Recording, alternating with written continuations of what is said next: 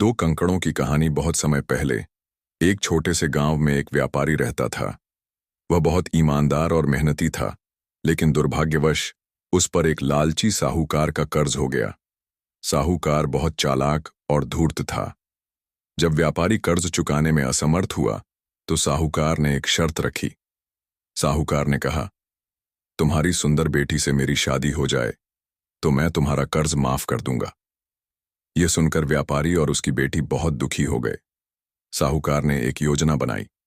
उसने गांव के लोगों के सामने यह प्रस्ताव रखा, मैं एक थैली में दो कंकड़ डालूंगा, एक काला और एक सफेद।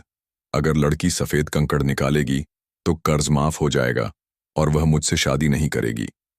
लेकिन अगर काला कंकड़ निकलेगी तो उसे मुझसे शादी करनी होगी।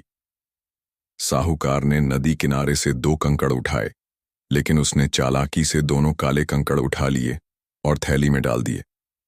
लड़की ने यह देख लिया, लेकिन वह चुप रही।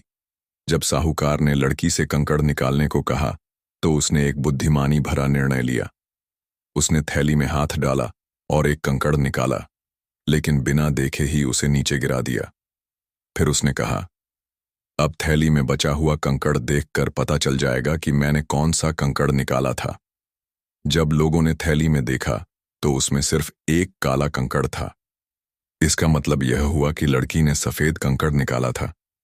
इस प्रकार उसकी चतुराई से न केवल उसके पिता का कर्ज माफ हो गया, बल्कि उसे साहूकार से शादी भी नहीं करनी पड़ी।